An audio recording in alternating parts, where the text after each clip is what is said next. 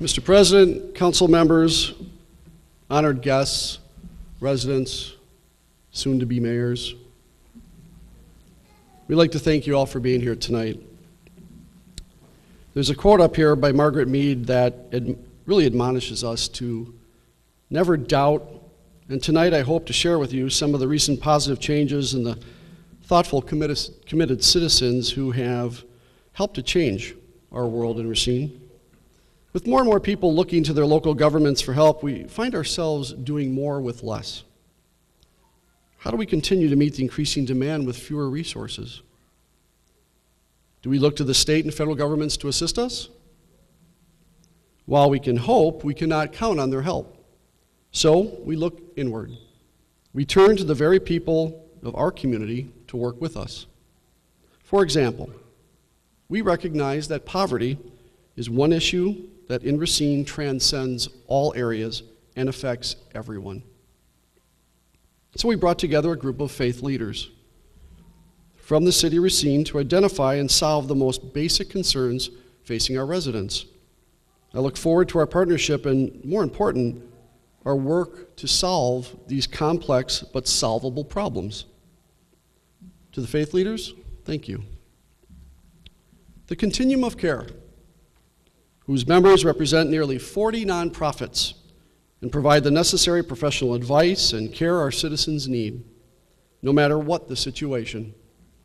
These professionals provide the behind-the-scenes services that go unnoticed but not unappreciated. They are the backbone behind many of the efforts to care for our most vulnerable people in the city. And to all of you from the Continuum of Care, wave your hands and we say thank you. That's all right, you can clap. The Racine Interfaith Coalition. These are the worker bees that lend a hand when the day-to-day work needs to be done. We are working together to provide our residents the services and the support that they need. Thank you. Well,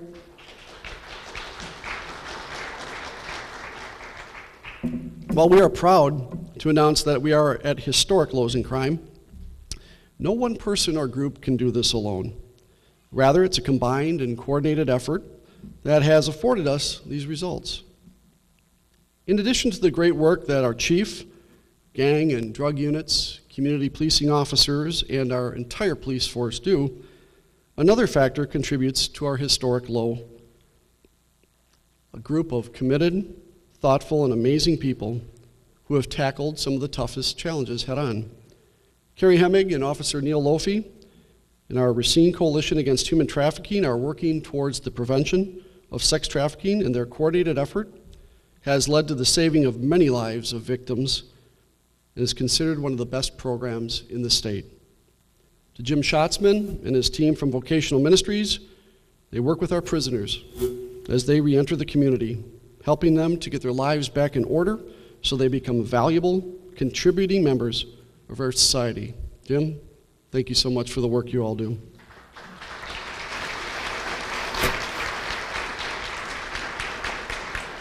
You know, with these groups, their amount of effort, compassion, and vision looks to be limitless, but hey, look at that. We're getting feedback. Good feedback, I hope. It's limitless, but then again, it's a small group of people who have always been the ones to change the world.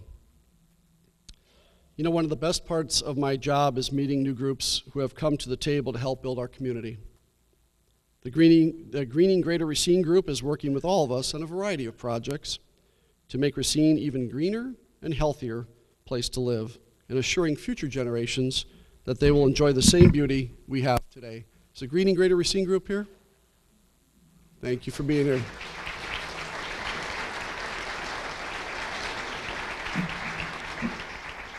Tom Bueller's Visioning Racine group is working to build a brighter future through planning and positive outlook on our community. They sponsored the recent bus trip to Rockford, Illinois, which helped many understand how other cities are identifying ways to help build a brighter future. Tom, thank you and your group for all the work that you do. There is so much work to do, but when I look back at the work that these folks have already accomplished, I have no doubt that our future is bright. Together, we can accomplish anything. This was no more apparent than on Anthony Lane. 7 years ago, Alderman Helding, and I know he's here somewhere, hello Alderman, came up with the idea to rebuild one of the toughest neighborhoods in the city. Chicago Drive was a street filled with crime, gangs, and hopelessness. Most people thought this idea was an impossible pipe dream. Soon after I started as mayor, we set out to make this dream a reality. We started by establishing a cop house in the neighborhood, and then we turned around to our health and inspections teams, making sure that every unit was up to code.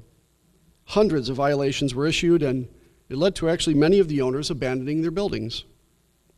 We worked with HUD and the banks to secure the properties, and we worked with Kinsey Development, after years of efforts, to agree to partner and rehab the neighborhood and provide not only a brighter future for the neighbors, but also for the residents. Kinsey, the representative of Kinsey Development here, thank you for being here today. Thanks to our partners at Kinsey. Thanks to our partners at Kinsey Development, we're not only rebuilding and rehabbing 13 buildings, but we negotiated a deal, and the efforts now have moved on to Laird Avenue, where we are going to be working together to rehab 5 more buildings, which are being rehabbed just like Anthony Lane. So I can't thank you enough for your commitment to the Racine. We appreciate it. But I also have to thank the tireless efforts of Alderman DeHaan, who spent what must seem like half of his life walking up and down the street with me in the neighborhood. And finally, to the Totero family. Hi, hon, come on in. To the Totero family, who graciously allowed us to rename the street, which was originally named for their family members, Jane, Carol, and Tony. They allowed us to rename the street in honor of their father, Anthony. To Tony, his sisters Carol and Janet, who are here with us this evening. Are you here, you guys? I know you're here somewhere. We say thank you so much for helping us to make this a better place.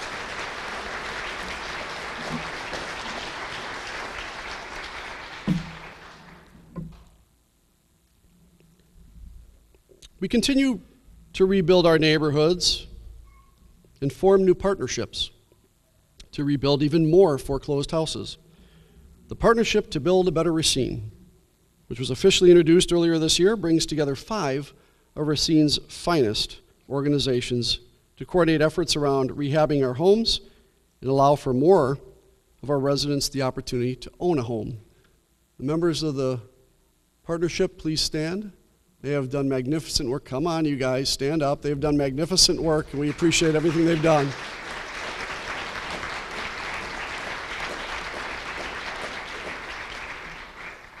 Finally, 3 years ago, President Obama, in a private meeting at the White House with U.S. mayors, asked us to care for his veterans.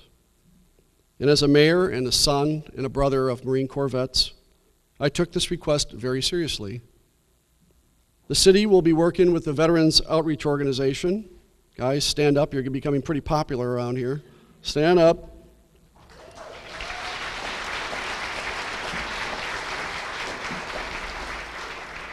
This selfless group of volunteers really has said that no one who has served this country will be sleeping in the streets of Racine.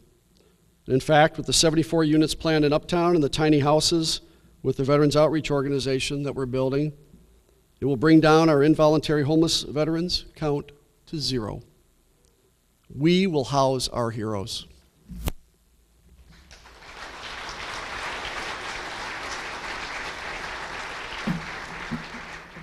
This last year, our administration and staff have done a fantastic job of bringing in dollars from Madison and Washington to help many of these organizations. Thanks to the support of the Wisconsin League of Municipalities and our partner organizations in Washington, we were very successful in passing legislation to help Racine and defeat proposals to hurt taxpayers. One item that we fought very hard to keep in the budget was the return of our recycling funds. I want to thank the state legislature, and I know Corey Mason is out here. Corey, thank you for being here.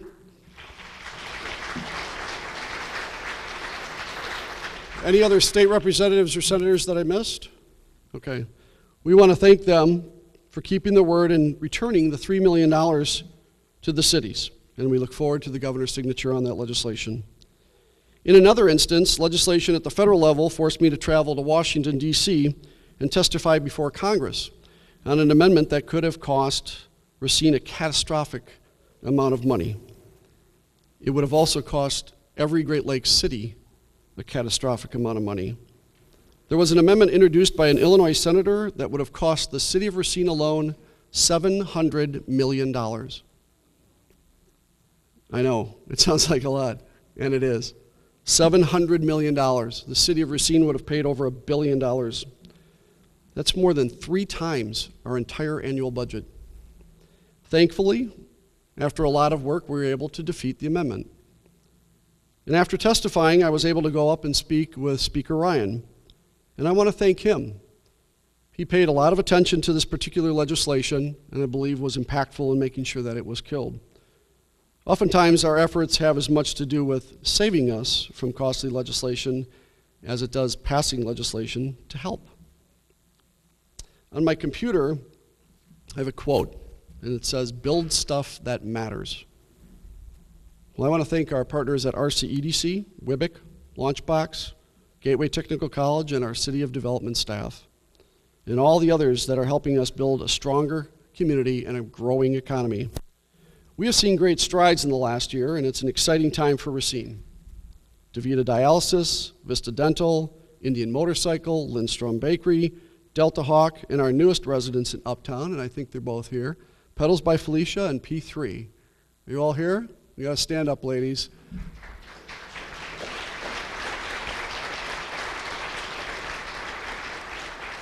These are our newest growing businesses. Make sure that you stop in. And they're making their mark on Racine. We appreciate it. Small business is really the heart and soul of a thriving community. We have to provide them the opportunity to succeed.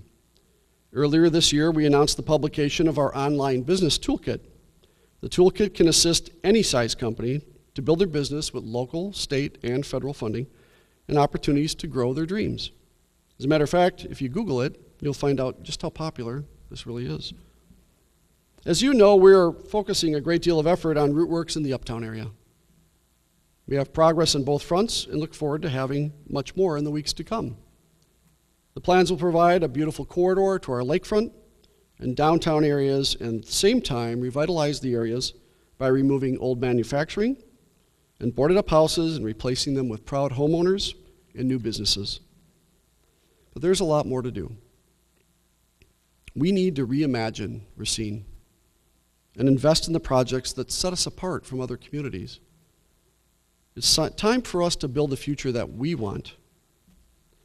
So imagine the possibilities, because we can. In fact, we're working on several bold initiatives that can make Racine a destination city. In the next year, we'll bring bold initiatives to this community that can change the face and the spirit for Racine for generations.